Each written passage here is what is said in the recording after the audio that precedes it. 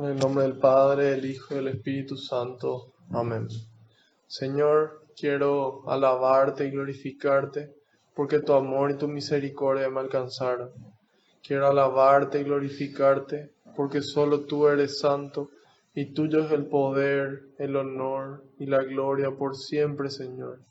Quiero alabarte y glorificarte, porque por tu santa cruz redimiste al mundo entero por amor y con amor. Quiero alabarte y glorificarte, porque solo tú eres santo, Señor, y porque te acuerdas de nosotros, porque decides estar entre nosotros y permanecer entre nosotros. Te pido perdón, Señor, por todos mis pecados de pensamiento, de palabra, de obra y de omisión. Te pido perdón de corazón, Señor, por todas las cosas malas que hice y las cosas buenas que dejé de hacer. Y le invito a que cada uno haga lo mismo en este momento, en el silencio de su corazón.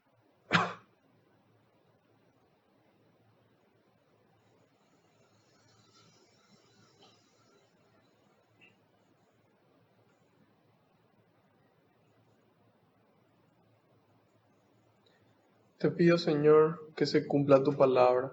Tú dijiste que donde dos o más se reúnan en tu nombre, ahí vas a estar vos presente, Señor. Y nosotros sabemos que aunque no te podamos ver, tú estás aquí entre nosotros, contento de que podamos conocer más de tu palabra, conocerte a vos, para poder aceptar tu mensaje y llevarlo a la práctica. Y que eso sea de bendición para nosotros y todas las personas que se encuentren con nosotros. Te pido, Señor, que tú vayas por delante, que puedas allanar los caminos, que puedas arar la tierra de nuestra mente y nuestro corazón, para que esta semilla que se va a sembrar, que es tu palabra, pueda dar fruto y fruto en abundancia. En algunos el 30, en otros el 60, en otros el 100%, Señor. Te pido, Señor, que yo crezca por completo y sea tu Espíritu Santo el que me inunde. También, Señor, en este momento quiero entregarte cada una de esas intenciones que traemos en el corazón, todos esos pedidos de oración que recibimos, porque sé que tú lo recoges con alegría y se lo entregas al Padre para que nos conceda esa gracia que necesitamos a su debido tiempo y acorde a su voluntad. Gloria y alabanza sean dadas a ti por los siglos de los siglos. Amén. Decimos todos juntos: Espíritu Santo, vacíame de mí y lléname de ti hasta rebosar. Espíritu Santo, vacíame de mí y lléname de ti hasta rebosar. Espíritu Santo, vacíame de mí y lléname de ti hasta rebosar. Que así sea. Amén. Ahora les pido que en un momento de silencio intercedan por mí ante el Padre, para que todo lo que transmita sean las palabras del Hijo y sea el Espíritu Santo el que ore con intensidad en mí y en cada uno de ustedes.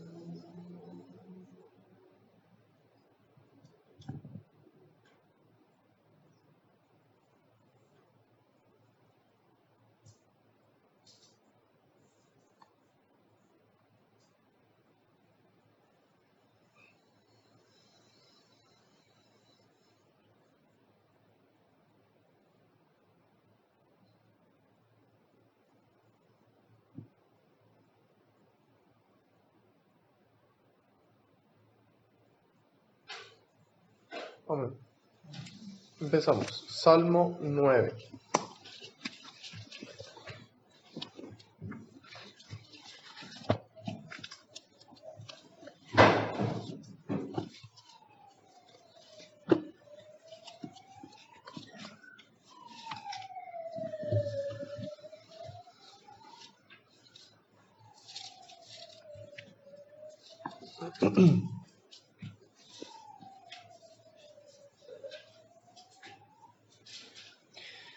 Dios, refugio del oprimido. Que mi alma alabe al Señor y proclame todas sus maravillas. En ti me alegraré y me regocijaré y cantaré a tu nombre, oh Altísimo, porque mis enemigos retroceden, tropiezan y perecen ante ti. Te has sentado en tu trono cual juez justo y has reivindicado mi causa y mis derechos. Has abatido a las naciones, has hecho perecer a los malvados y has borrado su nombre para siempre. Los enemigos fueron aniquilados, arruinados sin remedio. Sus ciudades fueron devastadas, perdido su recuerdo. Pero el Señor reina para siempre y establece su trono para el juicio. Gobernará la tierra con justicia y juzgará con rectitud a las naciones. El Señor es un bastión para el oprimido, un refugio para los tiempos de angustia. Que en ti confíen los que veneran tu nombre, porque no abandonas, Señor, a los que te buscan.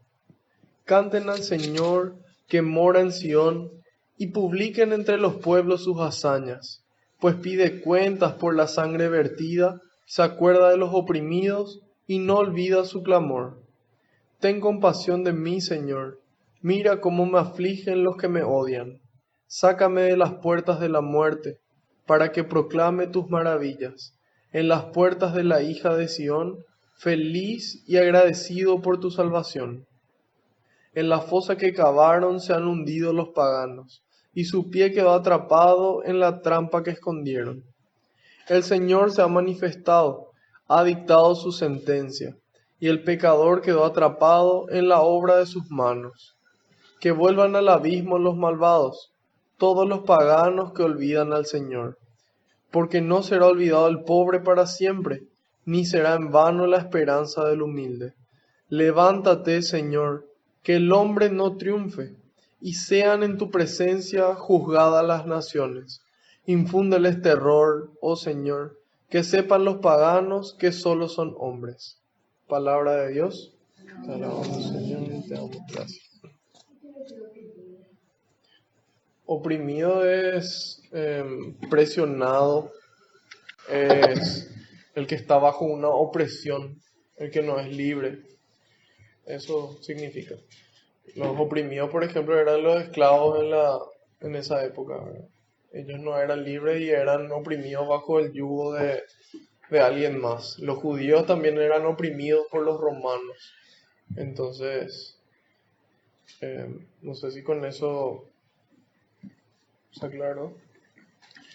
Ok, dice, Dios refugio del oprimido, o sea, esa persona que se siente presionada, que se siente que no es libre, Dios es su refugio. Y empieza diciendo, que mi alma alabe al Señor y proclame todas sus maravillas. Yo no sé si alguien hoy se detuvo a mirar la luna, ¿verdad? O sea, está realmente hermosa. Y esa es una maravilla que Dios nos regala. Esa es una de las maravillas que Dios nos regala. El habernos despertado hoy es otra maravilla que Él nos regala. Nuestra familia, nuestros amigos, nuestro trabajo, nuestro estudio, nuestra comida, nuestro techo, nuestra forma de movilizarnos. Todas esas son maravillas que Dios nos regala. Pero, ¿en qué medida yo puedo apreciar esas maravillas? Solamente en la medida en la que hago una pausa, en la que me detengo de este ritmo alocado que llevamos todo el tiempo, para poder hacer esa pausa y poder fijarnos en sus maravillas. Entonces, en la medida en la que nosotros vemos esas maravillas, apreciamos esas maravillas, entonces podemos proclamar. Yo no puedo proclamar que bellas son, no sé, las auroras boreales en tal parte del mundo porque todavía no tuve la gracia de ver. Pero bueno, en la medida en la que yo veo sus maravillas, entonces puedo proclamar. Y dice, en ti me alegraré y me regocijaré y cantaré a tu nombre, oh Altísimo. Muchas veces nosotros ponemos nuestra felicidad en cosas terrenas. Ponemos nuestra felicidad en nuestra salud, que es súper frágil.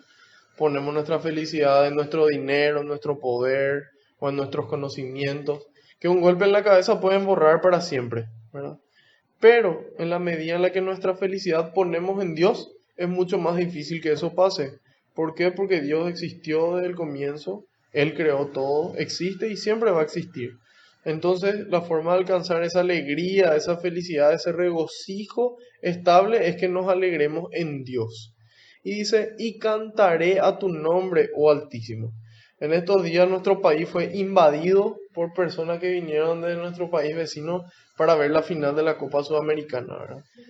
Entonces, nosotros cuando nos aproximábamos al estadio, por ejemplo, escuchábamos como ellos cantaban de todo pulmón. Y seguramente que no le cantaban porque odiaban a su club o porque les eliminó en primera ronda, ¿verdad? No, al contrario, estaban contentos de la alegría que le daba a su club. Ellos eran conscientes de eso, entonces eso les impulsaba a cantar, ¿verdad?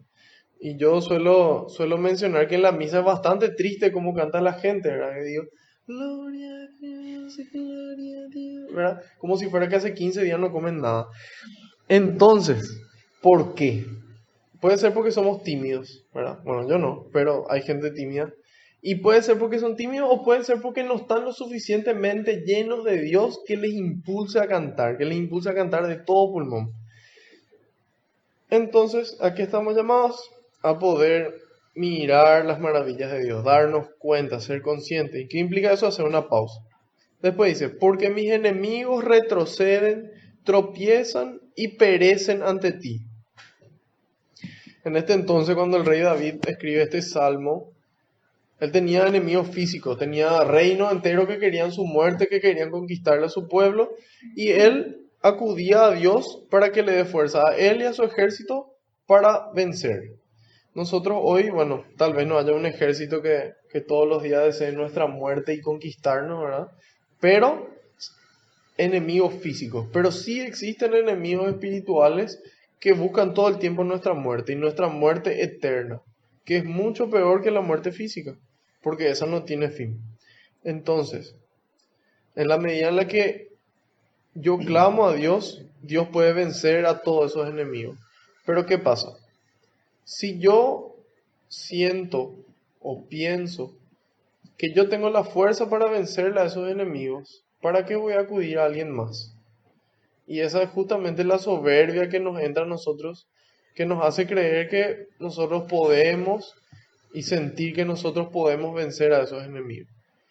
Y es ahí justamente donde entra esta humildad de poder recurrir a Dios, de darnos cuenta que nosotros no podemos y que en la medida en la que acudimos a Él, Él sí puede vencer a todos esos enemigos. Después dice, te has sentado en tu trono cual juez justo y has reivindicado mi causa y mis derechos.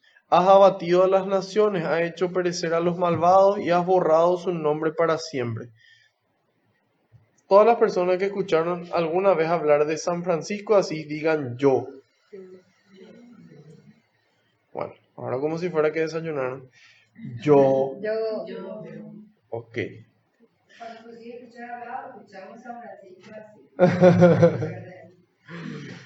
Entonces, escuchamos hablar de San Francisco de Asís. ¿Quién escuchó hablar del que fue el ladrón más grande, el corrupto más grande, el asesino más grande de la época de San Francisco de Asís? Bueno, probablemente nadie. Y si yo les pregunto ahora, ¿en qué año estamos? ¿En qué año estamos? 2019. Eso, ahí ya está subiendo la energía. Del 2019. ¿2019 qué? Después de Cristo. Entonces ahí nos damos cuenta que la única persona que partió la historia en dos para siempre fue Jesús, ¿sí?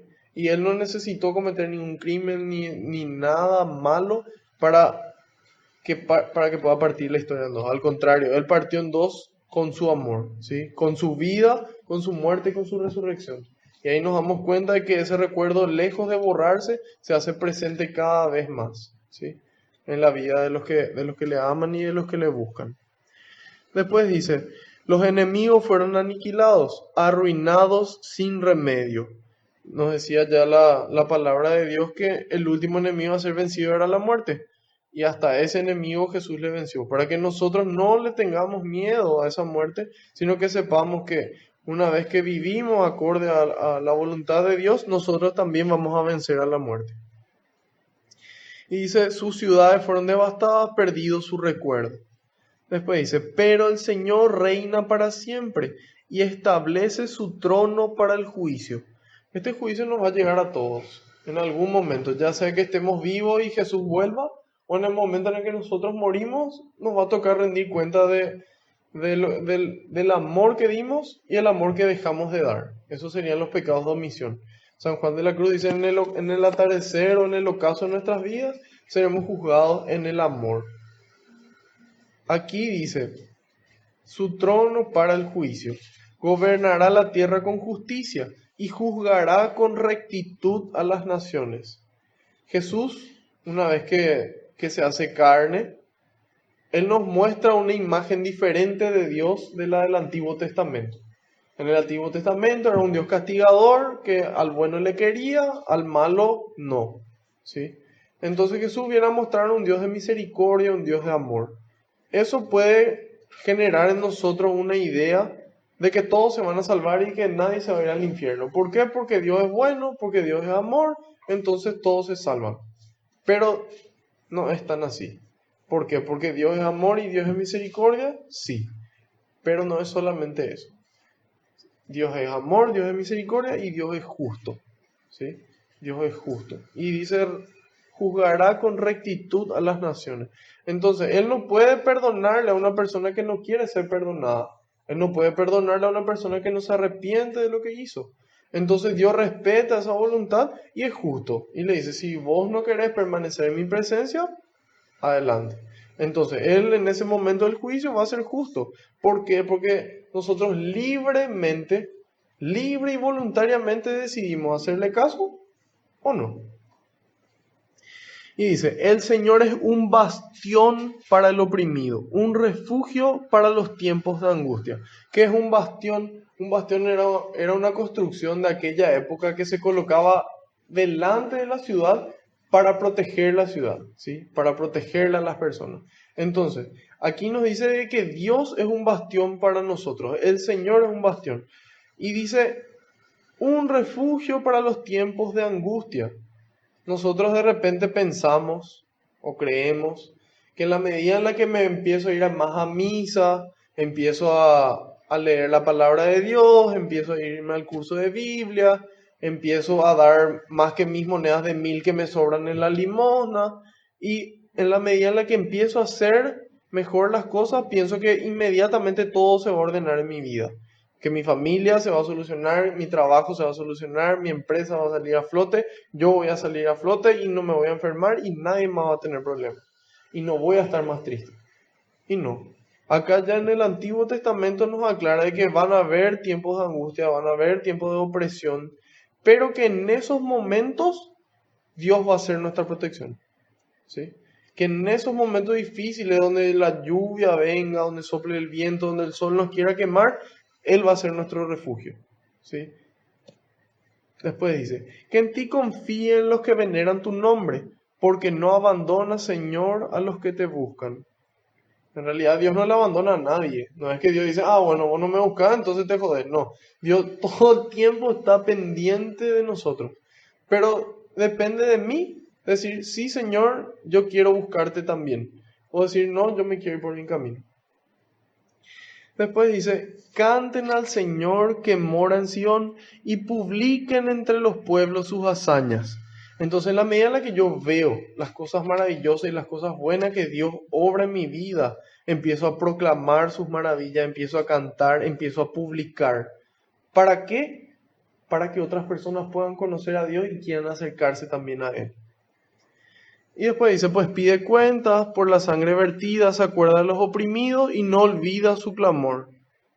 Ten compasión de mí, Señor. Mira cómo me afligen los que me odian. Ahí está la humildad, de acudir a Dios cuando sentís de que esos enemigos te están venciendo. Le pide, le ruega, sácame de las puertas de la muerte, para que proclame tus maravillas en las puertas de la hija de Sión, feliz y agradecido por tu salvación. Entonces, en la medida en la que acudimos a Dios, Dios nos saca de esa situación o nos da la fortaleza para sobrellevarla. De cualquiera de las dos formas Dios nos salva. Una vez que Dios nos salva, entonces nosotros que produce en nosotros, perdón, felicidad y agradecimiento. Y dice, en la fosa que cavaron se han hundido los paganos, y su pie quedó atrapado en la trampa que escondieron. El Señor se ha manifestado, ha dictado su sentencia, y el pecador quedó atrapado en la obra de sus manos. Bueno, todos nuestros pecados, todos nuestros errores tienen sus consecuencias, ¿verdad? Y ellos no creían prácticamente en el perdón de los pecados y en la misericordia de Dios, sino que directamente, bueno, vos sos justo, allá, vos sos pecador, allá. Entonces, en la medida en la que un pagano, ¿y qué es un pagano? Hoy es toda persona que no profesa nuestra fe, que no es católico, ¿sí? Por ejemplo, en la época de los judíos, los paganos eran los griegos que tenían esa cultura helenística o las personas que creían en otros dioses. Entonces, esos eran los paganos. Nosotros hoy sabemos, por la palabra de Dios, que los paganos también se pueden salvar en la medida en la que ellos vivan acorde a la voluntad de Dios, de acuerdo a lo que ellos recibieron. Entonces, ¿qué ocurre? Si una persona, por ejemplo, es un indígena que no le conoció a Jesús, pero vivió acorde a sus enseñanzas, o sea, a las enseñanzas que él recibió como indígena, entonces se puede salvar. ¿Por qué? Porque de esa forma, siendo un buen indígena, no se olvida de las enseñanzas del Señor a pesar de que no las conoce. ¿En qué sentido? En que esas buenas obras y ese amor de Dios se puede reconocer en las personas, aunque esas personas no lo reconozcan. También podría ocurrir eso con un musulmán, con un judío, con un ateo inclusive. Después dice, porque no será olvidado el pobre para siempre, ni será en vano la esperanza del humilde. ¿A qué nos invita Dios entonces? A tener esperanza. ¿Por qué? Porque una persona pobre de repente piensa de que nadie se acuerda de ellos, de por qué nadie comparte con ellos. ¿Y por qué ocurre eso? Justamente porque nadie le manifiesta el amor de Dios. Pero ahí Dios le dice, si comparamos la eternidad contra 70 años de pobreza, contra 90 años de pobreza, ¿qué es? ¿Qué son esos 70, esos 90 años? Nada, ¿verdad? Entonces le dice, no te preocupes que esto no va a durar para siempre. Y lo que va a durar para siempre es lo que vale la pena. Y después dice, infúndeles terror, oh Señor, que sepan los paganos que solo son hombres. El salmista tiene una intención buena. ¿Cuál es esa intención? Que todos puedan conocer la humildad, ¿sí? Pero el medio no es el correcto. Cuando viene Jesús para enseñarnos la humildad, para enseñarnos a los paganos la humildad, Él en ningún momento busca infundir terror. Nosotros, ¿cómo recibimos la fe? Recibimos por la predicación.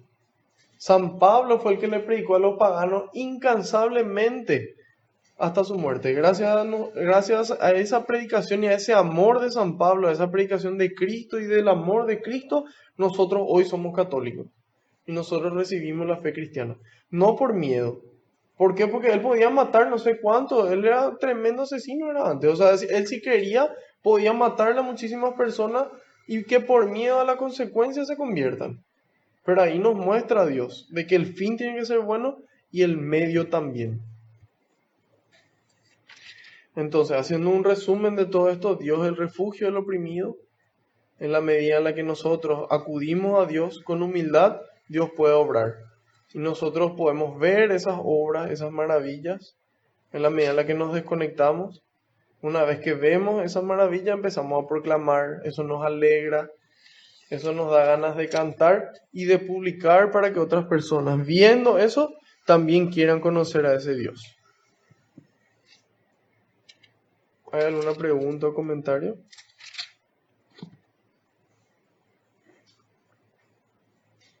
Súper. Pasamos a Lucas 7. Hoy vamos a ver la segunda mitad del capítulo 7, a partir del versículo 31. En el inicio de este capítulo empieza Lucas narrándonos la fe de un pagano, la fe de un centurión romano, en donde él se va y pide no por él, sino por su amigo, pide por su siervo que estaba enfermo. Él, cuando pronuncia esas palabras, ¿quién soy yo para que entres bajo mi techo? Una palabra bastará para que mi sirviente se sane. Lo más probable es que él no se haya imaginado, ni siquiera haya pensado que esas palabras iban a repetirse tal vez hasta el fin de la humanidad, ¿verdad? Que ese acto de fe que él tuvo iba a repercutir a que hoy nosotros los católicos en la misa, en el momento de la consagración, nosotros decimos, no soy digno que entres en mi casa, pero una palabra tuya bastará para sanarme. Entonces, nos invita a tener una fe tan grande que Jesús mismo se admire de esa fe. Entonces, esa es la primera partecita. A continuación, Jesús resucita al hijo de una viuda. Jesús entra a un pueblo. Cuando llega a ese pueblo, le ve a un muerto que le estaban por velar. Este muerto era el hijo único de una viuda. Nosotros en ese contexto de la época, enviudar era una de las peores cosas que le podía pasar a una mujer. Y que se muera su único hijo era como el acabose, era como el peor estado en el que podía estar una mujer. Y ahí, ¿qué ocurre? Jesús le ve a esa mujer. Le ve, le mira. Después dice, se compadeció de ella. ¿Qué es compadecer? Es padecer con, es sentir el dolor ajeno como si fuera mío. Es que yo sienta de que yo soy esa viuda al que se le acaba de morir su único hijo. Y ahí, después de verle y de compadecerse, actúa en consecuencia y le dice, no llores, no llores.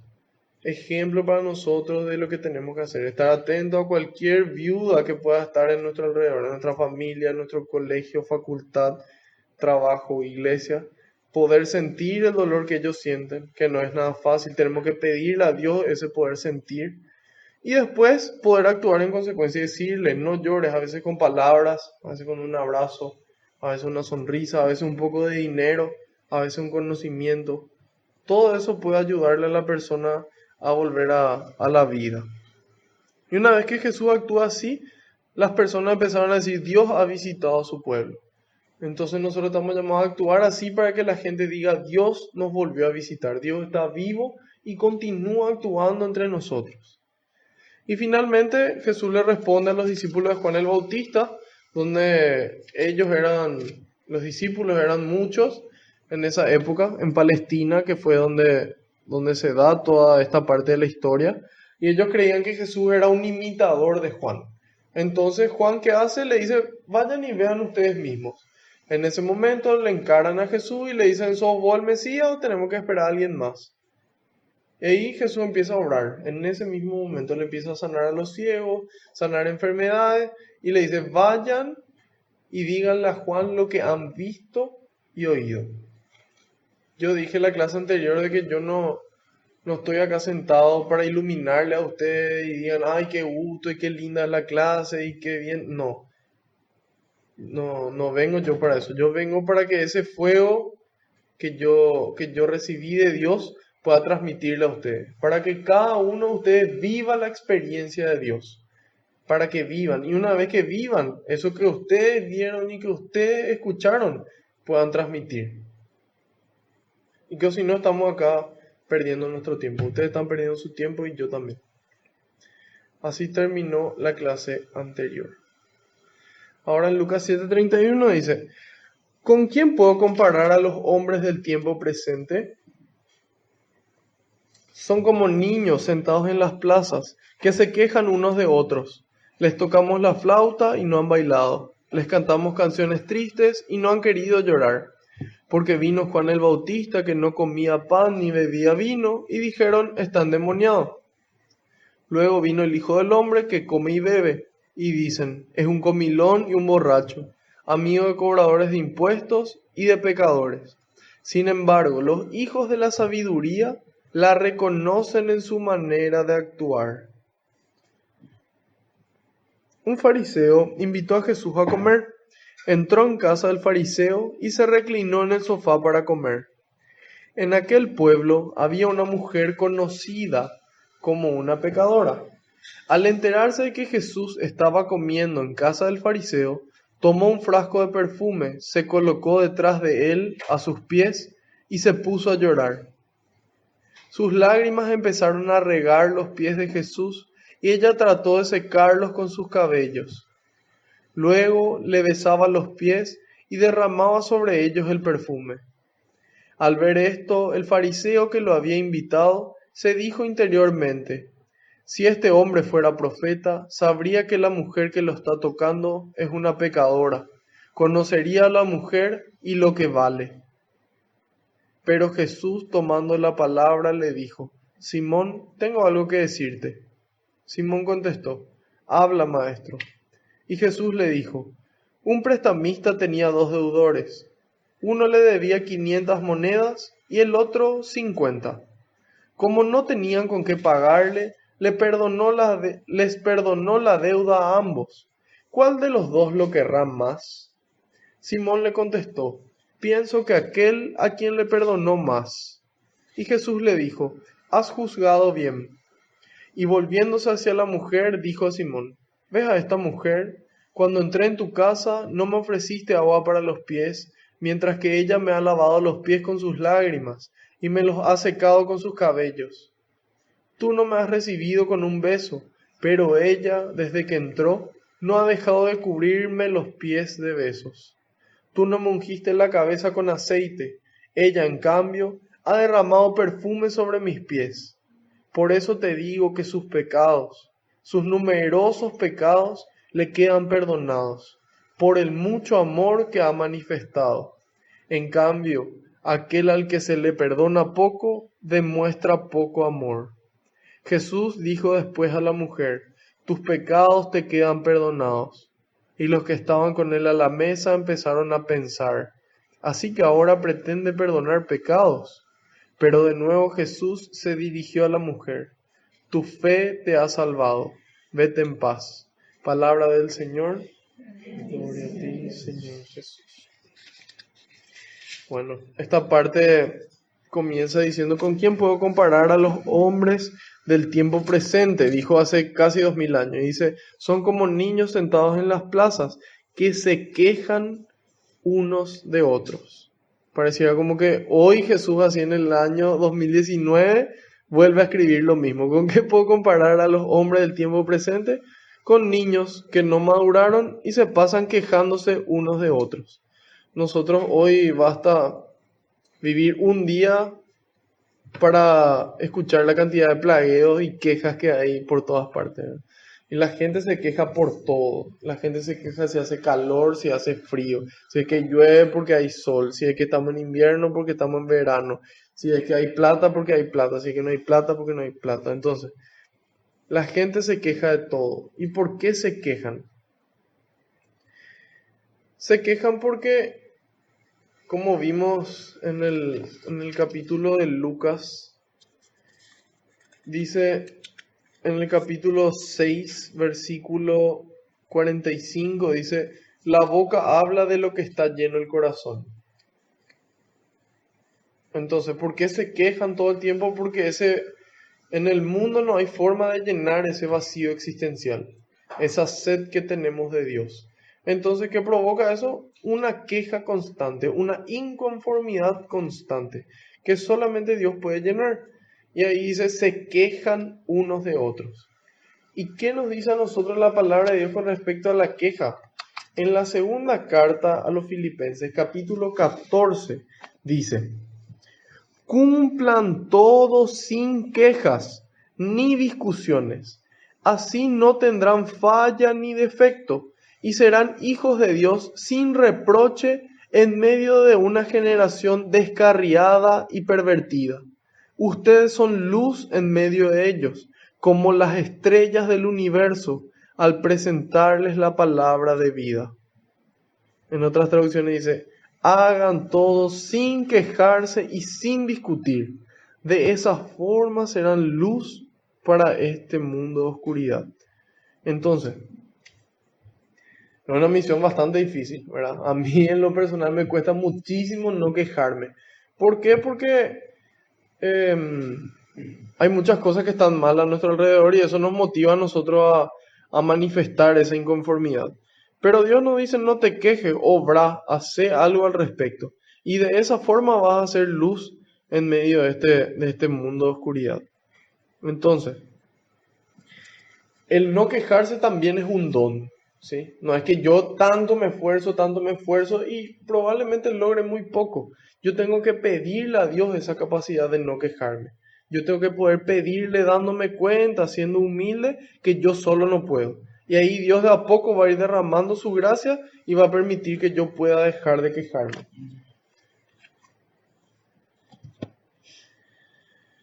Después dice, les tocamos la flauta y no bailaron, les cantamos canciones tristes y no quisieron llorar.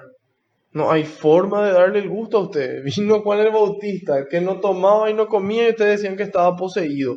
Bueno, en este caso la palabra poseído, eh, tanto en el lenguaje griego como en algunas partes del Nuevo Testamento, se utiliza para indicar una enfermedad mental, ¿sí? Para una enfermedad mental. Por ejemplo, no sé, que estaba loco o que tenía algún problema psicológico. Entonces, porque Juan no comía y no bebía, no iban a decir que estaba poseído porque eso tampoco eran manifestaciones de un demonio. Pero sí de que evidentemente tenía un problema en la cabeza, por eso no comía y no bebía. Y después dice, bueno, ahora viene alguien que come y bebe y tampoco les gusta. Le dicen borracho, amigo de cobradores de impuestos y de pecadores. Entonces ahí dice, Juan el Bautista hacía esto y ustedes dijeron. Ahora el hombre hace esto y ustedes dicen. Y ahí Jesús está reclamando lo que es el chisme, ¿verdad? Nosotros muchas veces estamos chismoseando y hablando de la gente. Y San Francisco de Sales nos dice que el chisme es una especie de homicidio. ¿Por qué? Porque le asesina el alma a la misma persona que está diciendo ese chisme, le asesina el alma al que está escuchando ese chisme y le asesina la vida civil o la fama de la persona de la que está hablando. Y dice que nosotros tenemos que ser así como el cirujano con un bisturí cuando vamos a hablar del prójimo. Como un cirujano con un bisturí. Tenemos que ser precisos y exactos, ¿sí? No hablar demasiado ni demasiado poco. Y no reprochar al pecador sino su pecado. Eso lo dice San Francisco de Sales. Sabias palabras, ¿verdad? Y eso es lo que dice Jesús. Acá la gente dice, pero ustedes, los hijos de la sabiduría, los hijos de Dios, reconocen en su forma de actuar. Entonces nosotros estamos llamados a hablar menos y a poder reconocerle a Dios en los diferentes actos. Y a llenarnos de Dios para que, independientemente de la situación, si tengo dinero o no tengo dinero, pueda estar feliz. Si tengo salud o no tengo salud, pueda estar feliz. Y solamente Dios me permite eso. Dios me regala eso. ¿Hay alguna pregunta hasta ahí? Sí, en cuanto a la vida real. Porque dijiste, o sea, hay algo que es una queja y hay otra cosa que es, o sea, ¿hasta qué punto no decir lo que está mal? Porque, por ejemplo, si la situación del país está mal, o lo de Itaipú, ¿qué pasaba si no se contaba que había firmado este tratado con Brasil? O sea, tenés que contar lo que está mal. Solo, o sea, no digo quejarte de que cómo quedó tal cosa, pero sí decir, che, mira, esto hicieron, hay que ver cómo arreglar. O, tipo, Ahí entra lo que se conoce como pureza de intención, ¿verdad? Que muchas veces nosotros no analizamos la pureza de nuestras intenciones. Entonces, una cosa es quejarse, otra cosa es denunciar, ¿sí? Entonces nosotros estamos llamados a denunciar. ¿Y de qué me sirve a mí denunciar en un ámbito donde son todos niños y no pueden hacer absolutamente nada, ¿verdad? O sea, o en un ambiente donde no va a generar nada positivo. con las personas correctas. Pero, Exactamente, con las personas correctas y en el momento correcto, ¿verdad? Entonces esa queja, esa denuncia va a producir un buen fruto, ¿verdad? Si no, solamente genera negativismo, pesimismo, tristeza, angustia, ansiedad, etcétera, ¿verdad? Entonces es cuestión de poder discernir con quién y cuándo, ¿verdad? Muchas veces nosotros con tal de desahogarnos nomás nos pasamos quejándonos sin que eso produzca algo beneficioso para alguien más que no sea para nosotros, ¿verdad? Que simplemente desahogarnos. Yo quiero decir algo también, de que con respecto a la queja también así, ¿verdad? De que, y con respecto a lo que estaban hablando hace rato del chisme, ¿verdad? De quejarse, o sea que así como decía Paz, de que hay cosas de que sí hay que de repente decir, ¿verdad? Y así como explicaste ahí, ¿verdad? Y, y bueno, hay cosas que realmente hay que decir de repente, ¿verdad? Y también con respecto al chisme, de que, por ejemplo, si vos querés hablar por una persona, tenés que saber de que esa persona tiene una historia, de que tenés que cuidar de no manipular su historia. O sea que no, porque hay veces que yo pueda tener todas las mejores intenciones de contarle a Anto la situación de, de Eve, pero puedo estar haciéndole mucho daño y le puedo estar con ese bisturí de ese cirujano, les puedo estar hiriendo el corazón. O sea, que por eso tenemos que hacer todo el tipo de cosas con respecto, ya sea constructivo, ya sea lo que sea, bajo el amparo del Espíritu, no solamente agarrar y ponernos la manta de nuestras buenas intenciones y no sabemos qué es lo que estamos dañando. Las intenciones se van, pero se ve que está bien, ¿verdad? Pero hay daños y tenemos que ver también ese lado. Así mismo, y justamente siguiendo el consejo de San Francisco de Sales, eso vamos a poder tener cuidado. Acá hay algo que me llamó mucho la atención cuando estaba leyendo y dice, amigo de cobradores de impuestos y de pecadores. Y eso es cierto, o sea, probablemente Jesús sea la persona y fue y va a ser la persona más inclusiva en la historia de la humanidad, en el sentido de que Él se juntaba con todos. Y un amigo de verdad es el que te acerca a Dios, es el que te lleva por el buen camino. Y él se juntaba con estos cobradores de impuestos, era una de las gentes más detestadas, era una de las personas menos queridas. Y los pecadores también, porque eran impuros y vos te juntabas con un pecador y vos te volvías impuro también. Y Jesús se juntaba con toditos ellos. Y es cierto. Y hoy probablemente si viene Jesús y se va a juntar con todas las personas que por algún motivo son rechazadas o discriminadas, ya sean ladrones, ya sean asesinos, violadores, personas divorciadas, madres solteras, padres solteros, personas con tendencia homosexual. Jesús se iba a juntar con todos. Pero Jesús no se juntaba con ellos para decirle, bueno, ¿sabes qué? No tenés otra oportunidad, no tenés otra chance. Yo entiendo que vos sos prostituta y nunca te enseñaron otro oficio y es la única forma que tenés. Entonces te entiendo y seguí así. No. Jesús se junta con las personas, les ama y después les muestra el camino hacia Dios. Entonces, nosotros estamos llamados a hacer exactamente lo mismo hoy, a discriminar a nadie, a rechazar a nadie, a incluir a todas las personas, porque todos son hijos de Dios, todos son creaciones de Dios, criaturas de Dios, pero no a apoyar las cosas, porque un verdadero amigo es el que te dice las cosas como son y el que te acerca a Dios. Y eso fue lo que hizo Jesús. Continuamos. Después dice un fariseo invitó a comer a Jesús, entró a su casa Jesús y se reclinó para comer. Esa era la tradición de los judíos. Y ahí dice, en aquel pueblo había una mujer conocida como pecadora. ¿Y cómo era conocida? Significa que alguien le hizo conocer, ¿verdad? Alguien estuvo hablando de ella. Entonces ahí nos damos cuenta otra vez del chisme. Y dice, al enterarse de que Jesús estaba comiendo en casa del fariseo, tomó un frasco de perfume, se colocó detrás de él a sus pies y se puso a llorar. Ese es el dolor de los pecados, ¿verdad? Ese es el arrepentimiento de lo que hicimos mal. Y en ese momento es donde nosotros tenemos que acudir a Dios. Dios a nosotros nos regaló dos sacramentos preciosos. Uno es la reconciliación y el otro es la Eucaristía.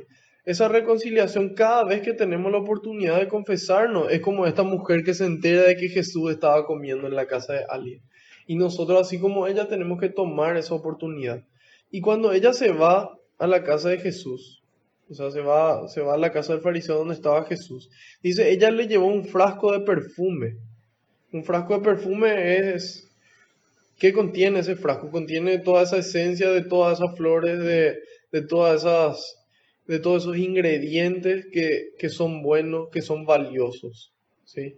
Entonces, ella, ¿qué le ofrece a Dios? Ella le ofrece lo mejor que ella tiene.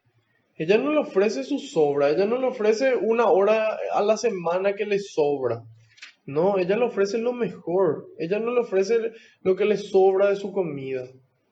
Ella no le ofrece lo que le sobra de su ropa. Jesús dice, cuando por uno de estos más pequeños lo hicieron, por mí lo hicieron. ¿Y yo qué le doy a esas personas? Yo le doy lo que me sobra de mi tiempo, lo que me sobra de mi conocimiento, lo que me sobra de mi comida. Esa ropa que ya no me sirve más, esa ropa yo le doy. Y si no me sirve a mí, ¿cómo le va a servir al otro, verdad? Y encima por Jesús estamos haciendo. Entonces ahí nos damos cuenta de qué ejemplo tenemos que seguir nosotros. Nosotros tenemos que seguir el ejemplo de esta mujer que le entrega lo más valioso. Yo le puedo decir a Dios, sabes que cuando tengas 60 años, 80 años te voy a seguir. Y Dios quiere que yo le entregue lo más valioso. Ahora mi juventud, que más energía tengo, que más cosas puedo hacer, ahora Dios quiere que yo le sirva. Ahora Él quiere que yo le entregue lo mejor. Muchas veces ni una hora a la semana no le queremos regalar a Dios. Y no sé, porque hay un partido de fútbol, porque hay una película en el cine, porque tengo que dormir la siesta. X, ¿verdad? Y ahí nos damos cuenta de cómo lejos estamos de la actitud de esta mujer de entregarle lo más valioso que tiene a Dios. A lo mejor no estamos tan lejos, pero igual siempre podemos continuar y esforzarnos más. Y ahí esta mujer le entrega, le lleva este perfume. Y dice, se puso a llorar, sus lágrimas empezaron a regar los pies de Jesús y ella trató de secarlos con su cabello. Luego lo besaba a los pies y derramaba sobre ellos el perfume. Bueno, hay tres narraciones en el Evangelio de situaciones muy similares. Esta es una de las situaciones en donde una mujer pecadora derrama perfume sobre los pies de Jesús. Después tenemos en Juan, tenemos la narración de María de Betania que le derrama perfume en la cabeza. Y después tenemos otra narración en donde le derrama también perfume en los pies, que es María Magdalena. Entonces, la gente tiende a mezclar y a pensar de que todas son las mismas, o que en este caso la que le derrama aquí la pecadora era María de Betania, que es la hermana de Marta y de Lázaro, y que este era su pasado. Bueno, haciendo un estudio y un análisis, lo más probable es que hayan sido tres situaciones diferentes. Una es esta, en donde en el comienzo de la predicación le derrama en los pies, después en otra situación le derrama el perfume en la cabeza, y son tres situaciones diferentes, ¿sí? Eso es lo que nos indican los diferentes estudios sobre la Biblia y sobre las tres narraciones. Se acostumbraba, como dice acá Jesús, ungirle la cabeza con aceite, ¿sí? Pero esta mujer no se sentía digna de ungirle la cabeza, entonces le ungía los pies, ¿sí? La parte más sucia, la parte menos delicada del cuerpo, vamos a decir. Entonces ella le unge con perfume los pies. Y cuando el fariseo ve esto, en vez de admirarse, en vez de conmoverse, se dijo interiormente, si este hombre fuera profeta, sabría que la mujer que lo está tocando es una pecadora, conocería a la mujer y lo que vale. Y lo que vale. O sea, imagínense que este fariseo, él creía que esta mujer por los pecados que cometió ya valía menos, ¿sí? Y nosotros muchas veces pensamos también que nosotros valemos menos por algún error o algo que cometimos, o pensamos que alguien vale menos por un error que él cometió. Nosotros todos valemos igual. Dios nos ama infinitamente a cada uno de nosotros. ¿Y qué hace Jesús? Le devuelve el valor a esta mujer. Le devuelve el valor, le devuelve su dignidad, ¿sí? A esta mujer que era conocida, de la que hablaban mal, Jesús le defiende y le dice, tengo algo que decirte, Simón. Y él es indirecto, en vez de decirle, mira, directamente le pone un ejemplo en donde él no estaba metido. ¿Para qué? Para que Simón pueda objetivamente decir, esto es o esto no es. Y él le dice, un prestamista tenía dos deudores, uno le debía 500, el otro 50. Creo que fue San Ambrosio. Pueden entrar a la página Dei Verbum. Ahí están los comentarios de diferentes santos, de los doctores de la iglesia, del Papa, sobre los diferentes pasajes que vamos leyendo. Y creo que fue San Ambrosio si no me equivoco, el que hacía una comparación muy interesante con respecto a la mujer, y él le comparaba que la mujer era la iglesia, ¿verdad? Y que la mujer tiene que ser humilde y acuda a Cristo, y Cristo perdona los pecados. ¿Y quién es la iglesia? La iglesia somos todos nosotros, somos el cuerpo de Cristo. Después hace una comparación de estas 500 monedas y 50 monedas. ¿Quiénes son esos dos deudores?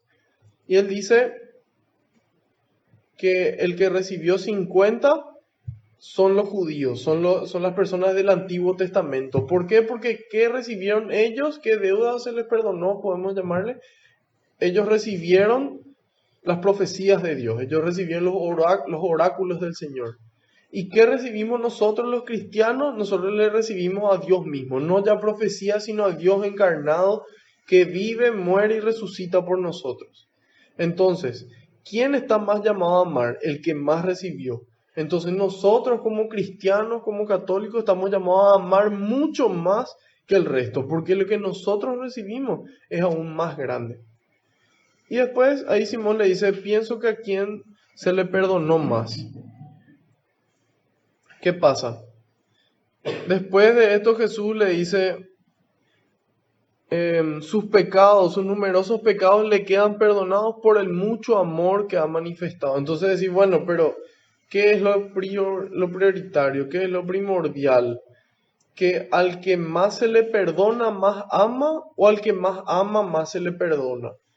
Y en realidad Jesús lo que quiere destacar en este momento es la relación entre el amor y el perdón, ¿sí? Como van de la mano y son como un ciclo. En la medida en la que a mí más se me perdona, yo más amo. Y en la medida en la que yo más amo, soy capaz de perdonar más, ¿sí? Cuando yo le amo poco a una persona, pasa un X y me hace algo y yo tal vez no le perdone. Si es que mi papá o mi mamá o mis hermanos, alguien muy cercano me hace algo, tal vez le perdone más porque le amo más. Entonces, esa es la relación que Jesús nos muestra, en donde en la medida en la que yo más me doy cuenta de que Dios más me perdonó, más amor siento. Y eso me permite a mí perdonar más. Y le perdono más al otro, y el otro ama más. Y así es el ciclo del amor y el ciclo del perdón, donde el perdón corta esa cadena o esa bola de nieve de venganza, de odio, de rencor. Y acá después dice, en cambio, el que perdona poco, al que se le perdona poco, demuestra poco amor. Y lo que le quiere decir es que vos estás sintiendo, le dice a Simón, que que no se te perdonó mucho. Entonces demostrás poco amor. Puntualmente a él le dice eso. ¿Por qué? Porque hay gente que no fueron grandes pecadores y demostraron mucho amor, ¿sí? Como San Juan, por ejemplo. San Juan le conoció a Jesús entre los 15 y 17 años y él amó muchísimo a Jesús, estuvo ahí hasta el final. Y él no es que era un gran pecador que se convirtió, no es necesario, ¿verdad? Pero así también Jesús acá lo que quiere destacar es que en la medida en la que yo soy soberbio y no me doy cuenta de las cosas que Dios me perdona y de las cosas que Dios me regala, entonces yo demuestro poco amor. Y en la medida en la que yo soy consciente de estas maravillas, como dijimos, me lleva a mí a amar. Y ahí dice, a lo que los que estaban en la mesa empezaron a pensar. Y hace rato también Simón pensó, se dijo interiormente, y Jesús siendo Dios, ve ese interior. Y ahí Jesús le dice, tu fe te ha salvado, vete en paz. La fe es lo que nos permite a nosotros creer en Dios. La fe es lo que le permitía a las personas a reconocerle a Jesús como Dios. Y la fe es lo que nos permite a nosotros hoy, en el 2019, reconocerle a Jesús físicamente presente en la Eucaristía, en el pan. Y dice, tu fe te ha salvado. Es la fe la que nos salva.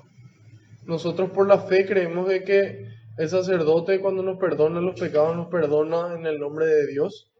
Y si alguna vez prestaron atención, el sacerdote dice, yo te perdono tus pecados, te absuelvo de tus pecados por el ministerio de la iglesia y te concedo el perdón y la paz.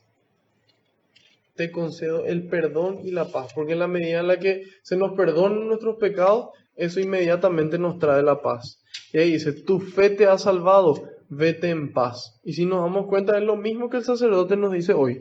Tu fe en que tus pecados te son perdonados en este momento, te van a dar la paz. Y tu fe que tus pecados te son perdonados es lo que te salva, ¿verdad? Entonces, lo que más quiero destacar, quiero resaltar, es la actitud de Jesús ante esta mujer, ¿sí? ¿Por qué? Porque esta mujer era una mujer oprimida, así como decía ya en el Salmo, era una mujer oprimida, era una mujer que nadie le defendía, que hablaban mal de ella, y Jesús le defiende, ¿sí? Jesús le devuelve el valor, le devuelve la dignidad, Jesús le ama, y Jesús le salva con ese amor. Y nosotros estamos llamados a hacer lo mismo. Hoy a todas esas personas que son discriminadas, que son tratadas mal, que nadie les escucha, nosotros estamos llamados a seguir el ejemplo de Jesús, de poder amarle, de poder devolverle el valor, y que ese valor y que esa dignidad que tienen por ser creaciones de Dios nomás luego les pueda ayudar después a convertirse. ¿Sí?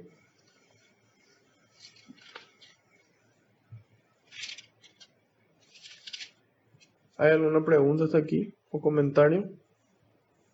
¿Puedo decir algo que dijiste hace rato de Sí. San Francisco de Sales? La última frase que... O sea, dijiste primero que el chisme es una especie de homicidio. Sí, Mencionaste la prensa, ¿no? sí. Después... El alma propia, el sí. Reprochar el pecado, no el pecador. Sí. Reprochar el pecado y no al pecador. Exactamente. De nada.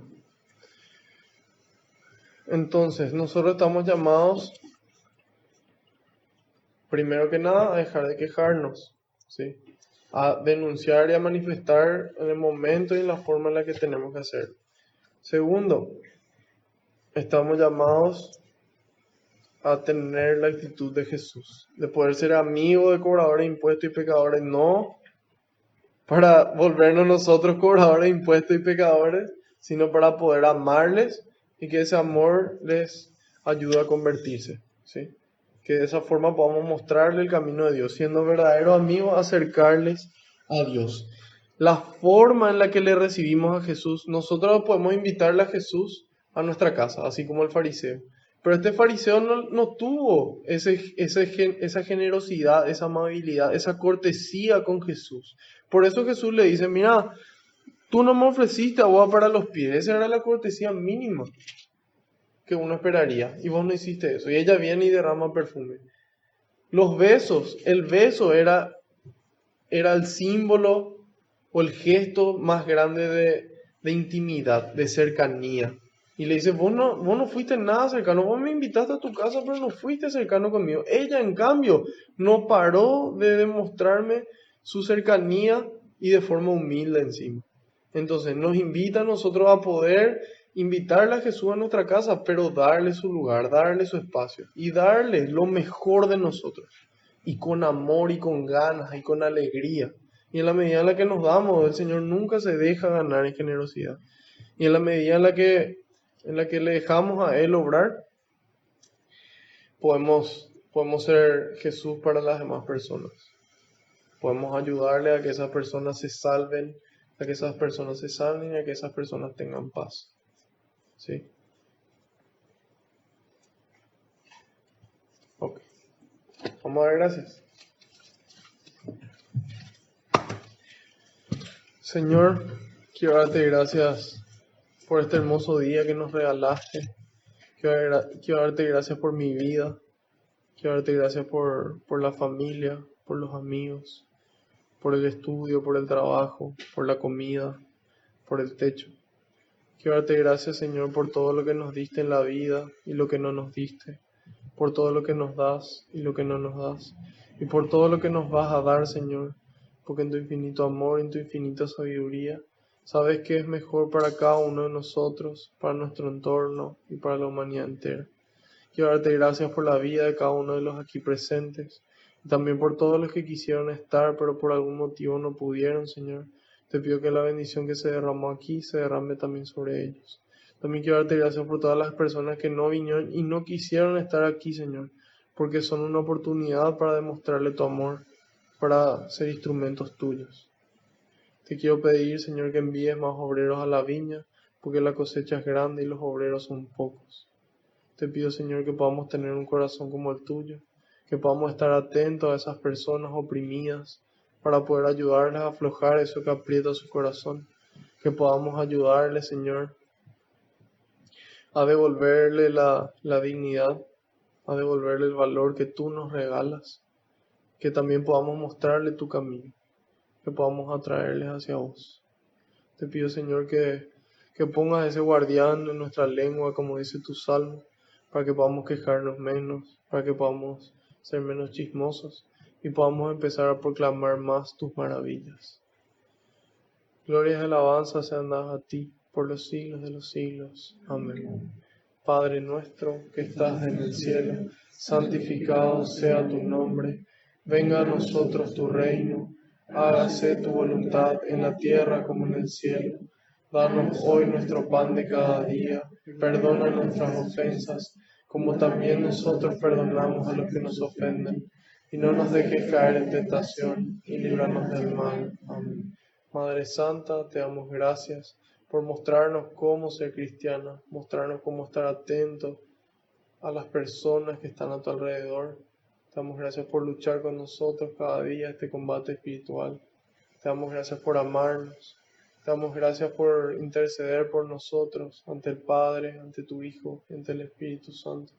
Y te damos gracias por mostrarnos siempre el camino de Jesús para que podamos hacer lo que Él nos dice.